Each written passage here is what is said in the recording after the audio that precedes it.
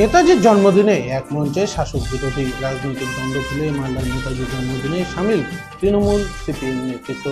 আর এই মঞ্চ থেকে 23শে জানুয়ারিকে যারা জাতীয় ছুটি ঘোষণা করতে পারে না তারা আবার 22 তারিখ অর্ধ দিবস ছুটি ঘোষণা করেছে এমনই দাবি তুলে সোচ্চার হলেন সিপিএম এর কেন্দ্রীয় কমিটির সদস্য সুজন চক্রবর্তী।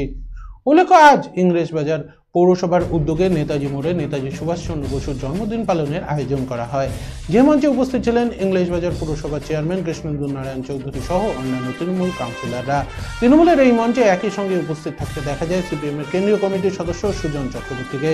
শাসক দলের নেতা নেতৃত্বের সাথে নেতাজি মূর্তিতে মাল্যদান করেন তিনি। পরে তিনি সাংবাদিকদের মুখোমুখি হয়ে জানান, মালদা শহরের সমস্ত স্কুল, ক্লাব, রাজনৈতিক দলগুলি একসাথে মিলে নেতাজির জন্মদিন পালন করছে, খুব ভালো লাগছে।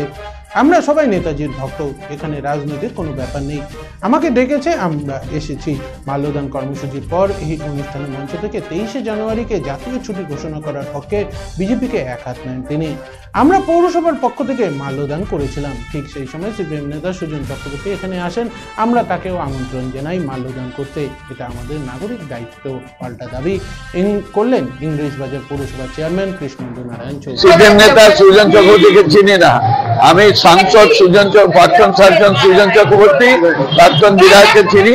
তিনি এখানে এসেছিলেন, তখন আমরা সবাইকে ডেকে মাল্যদান করলাম। মাল্যদান আমরা তখন তাকে মাল্যদান করতে বললাম, এটা আমাদের দায়িত্ব, কর্তব্য একজন নাগরিক হিসাবে। আমি নেতাজির কথা বলবো, আমি প্রাক্তন কাউন্সিলর এসে আমাকে অনুরোধ করলো, আমি পৌরসভার প্রোগ্রাম, পৌরসভার নেতাজি স্মরণ, সেখানে দাঁড়িয়ে আপনি ছুটির ঘোষণা দাবি করলেন কেন্দ্রের বিরুদ্ধে।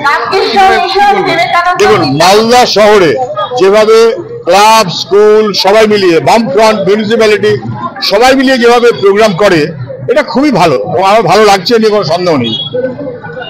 আমরা সবাই নেতাজি দেশপ্রেমিক মানুষ এবং সেখানে বামফ্রন্টের পক্ষ থেকে যখন এসেছে, যেহেতু এই সব ক্লাব ইত্যাদি নিয়ে মিউনিসিপ্যালিটি যারাই থাকে তারাই এটা অর্গানাইজ করেন, ফলে এটার সাথে দলের সম্পর্ক আছে বলে মনে করি না।